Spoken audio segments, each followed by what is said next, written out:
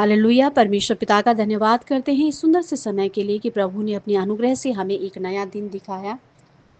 तो प्रियो, हम आज के मनन पर चलते हैं और आज का वचन है मत्ती 5 अध्याय और उसका 6 पद। धन्य हैं वे जो धार्मिकता के भूखे और प्यासे हैं, क्योंकि वे तृप्त किए जाएंगे। आमीन। जैसे कि आप सबको पता है कि आजकल हम लगातार मत्ती 5 अध्याय पर बात कर रहे हैं और हम 3, 4 और 5 पद पर बात कर चुके हैं, दीनता के विषय में, नम्रता के विषय में, शोक करने के विषय में। आज हम बात करेंगे कि धार्मिकता के लिए जो लोग भूखे प्यासे हैं वे तृप्त किए जाएंगे। लगातार चलने वाली प्रक्रिया है ये। जैसे कि हम लगातार संसार में भी भोजन लेते हैं और हम खाते रहते हैं, ऐसे ही जो लोग धार्मिकता के लिए भूखे और प्यासे होंगे वे भी लगातार खिलाए जाएंगे, उनको पिलाया जाएगा। जैसे उनके अंदर भूख प्यास बढ़ती रहेगी, वैसे ही वे परमेश्वर के द्वारा तृप्त किए जाएंगे, उनको भी खिलाया जाएगा, उनको भी पिलाया जाएगा। आमीन। हालेलुया। और यहाँ पर फिर से वही शब्द आ रखा कि धन्य हैं वे जो धार्मिकता के लिए भूखे प्यासे हैं, धन्य हैं, सुखी हैं, यानी कि वो प्रसन्न हैं वे लोग, ब्लेसिड हैं वे लोग जो धार्मिकता के भूखे और प्यासे हैं। और फिर से हम बात करते हैं कि संसार के लोगों के विषय में और संसार के विषय में। हम बार बार संसार के बारे में बात करते हैं क्योंकि ये जो आत्मिक जगत है और एक संसार जगत है, ये दोनों ही आपस में जो है मेल नहीं खाते। उनके सोच विचार कुछ और होते हैं, आत्मिक लोगों के सोच विचार कुछ और होते हैं। संसारिक लोगों के भीतर भी एक भूख और प्यास देखी जाती है, और वो है सुख विलास की भूख प्यास, आनंद बेविचार, रुपया पैसा लालच, इन सब की भूख प्यास जो है लोगों के भीतर देखी जाती है। और उसके बावजूद भी वो लोग जो है तृप्त नहीं होते, संतुष्ट नहीं होते, और कई बार अपनी पूर्ति के लिए, यानी अपनी आपूर्ति के लिए गलत राह पर चले जाते हैं, पाप के रास्ते पर चले जाते हैं, और फिर भी विश्राम नहीं पाते हैं, फिर भी सेटिस्फाई नहीं होते हैं। हालेलुया। लेकिन प्रियो, बाइबल कौन सी धार्मिकता के विषय में बात करती है? किसकी धार्मिकता और कैसी धार्मिकता? इसका जवाब है कि हमें परमेश्वर की धार्मिकता के लिए भूखा और प्यासा होना चाहिए। हालेलुया। भजन संहिता 89 उसके 14 पद में इस तरह से लिखा है कि तेरे सिंहासन का मूल धार्मिकता और न्याय है, करुणा और सच्चाई तेरे आगे आगे चलती है। आमीन। हालेलुया। परमेश्वर के सिंहासन का आधार क्या है प्रियो? परमेश्वर के सिंहासन का आधार जो है धार्मिकता है, न्याय है। ये उसके चरित्र का एक मतलब स्वभाव, धार्मिकता जो है उसके चरित्र को बताती है, उसके स्वभाव को बताती है, जिसके अनुसार वो जो है अपनी धार्मिकता से जो है न्याय करता है, शासन करता है। हालेलुया।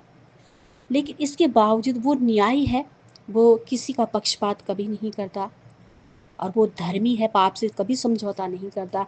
इसके बावजूद भी दया और करुणा उसके आगे ही चलती है। आमीन। हालेलुया। धार्मिकता उसके सिंहासन की नींव है। इसी के अनुसार जो है परमेश्वर जो है प्रियो राज्य करते हैं, अपनी बनाई सृष्टि पर अधिकार रखते हैं, निष्पक्षता का व्यवहार करते हैं। और इसी धार्मिकता के लिए हमें भूखे और प्यासे होना है। परमेश्वर का वचन उन भूखे और प्यासे लोगों को जवाब देता है कि भजन संहिता में लिखा है, वह अभिलाषी जीव को संतुष्ट करता है और भूखों को उत्तम पदार्थों से तृप्त करता है। अभिलाषी जीव कैसे? अभिलाषी जीव जो इच्छा रखता है, जो भूख रखता है परमेश्वर के लिए, उसके वचन के लिए, उसके जीवन जल के लिए, जो भूख और प्यास रखता है, वे तृप्त किए जाएंगे, वो संतुष्ट किए जाएंगे परमेश्वर के द्वारा दिए गए जीवन रूपी जल से, परमेश्वर के द्वारा दिए गए जीवन रूपी वो जो रोटी है उसके द्वारा वो तृप्त किए जाएंगे। आमीन।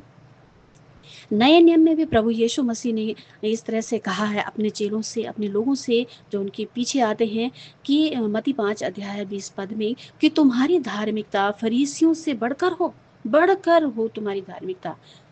क्यों हो बढ़कर उनसे? क्योंकि जो फरीसी, जो शास्त्री होते थे, वो व्यवस्था के आधार पर अपने को धर्मी बनाने का प्रयास करते थे और समझते भी थे कि हम धर्मी हैं, और परमेश्वर के पुत्र पर उन्होंने जो है विश्वास नहीं किया, जो उन्हें सच्ची धार्मिकता प्रदान करता, जो अगर वो उसके अनुग्रह के अधीन आ जाते तो अनुग्रह हमेशा बढ़कर देता है और उनकी धार्मिकता जो है बढ़कर होती। हालेलुया। लेकिन आज परमेश्वर हमसे कहता है कि तुम्हारी धार्मिकता उनसे बढ़कर हो, क्योंकि वो व्यवस्था के अनुसार धर्मी होना चाहते हैं प्रियो। क्यों क्यों क्योंकि वो बाहरी नियमों को और बाहरी रीति रिवाजों का पालन करते थे, परंतु ये तो पर्याप्त नहीं था। हालेलुया। असली धार्मिकता परमेश्वर से प्रेम और हृदय की शुद्धता पर आधारित है। हालेलुया। और फरीसियों की जो धार्मिकता थी वो पाखंडी थी। वो धार्मिकता जो है पाखंडी थी, और इसीलिए परमेश्वर ने कहा है कि तुम्हारी धार्मिकता बढ़कर हो, फरीसियों से बढ़कर हो। फरीसियों ने यीशु मसीह की शिक्षाओं पर विश्वास नहीं किया। अगर वो करते, परमेश्वर पर, पुत्र पर विश्वास करते, तो उन्हें वो अपनी ईश्वरीय धार्मिकता देता। लेकिन उन्होंने उसको नकारा, उन्होंने परमेश्वर के पुत्र को नकारा, और इसीलिए वो विफल हो गए, और इसीलिए जो है वो पाखंडी बन गए। उनके जीवन में पवित्र आत्मा का कोई काम नहीं देखा गया। उनके पास जो है परमेश्वर की कोई धार्मिकता नहीं। लेकिन आज ये बाइबल हमें कहती है कि हमें भूख और प्यासा होना है परमेश्वर की धार्मिकता के लिए। हालेलुया। हम फरीसियों से बढ़कर हमारी धार्मिकता हो प्रियो कैसे प्राप्त कर सकते हैं? भूख और प्यास रखकर। जब कोई भूखा होता है, प्यासा होता है, तभी तो उसे खिलाया जाता है और तभी उसे पानी दिया जाता है। तो प्रियो, हमें अपने आप को सांसारिक बातों से दूर करते हुए, सांसारिक लोभ प्रलोभन, ऐसे गंदे रिश्तों से छूटकर, ऐसे लालच से छूटकर, रुपया पैसा इन सब बातों से, पौलुस कहता है कि ये सब बातें मेरे लिए कचरा हैं। मेरी जाति, मेरा धर्म, मेरी पढ़ाई, मेरी लिखाई, ये सब कुछ मेरे लिए कचरा है। लेकिन मैं जो है मसीह की पहचान की उत्तमता के कारण जो है क्या होता, प्रसन्न हूँ। हालेलुया। तो हमें यीशु मसीह पर विश्वास करना है प्रियो। आज यीशु मसीह पर विश्वास करने के द्वारा बाइबल हमें बताती है कि हम परमेश्वर पिता की धार्मिकता बन चुके हैं, और जब हम परमेश्वर की धार्मिकता बन चुके हैं तो हमारी धार्मिकता तो फरीसियों से भी बढ़कर है। और आज हमें उसके लिए भूख और प्यास रखनी है। परमेश्वर के ही समान जो है मतलब बिना पक्षपात के एक दूसरे के साथ व्यवहार करना है। हालेलुया। तो सच में प्रियो, परमेश्वर आपको इस वचन के निमित्त ढेरों आशीष दे। गॉड ब्लेस यू सबको। जय मसीह की।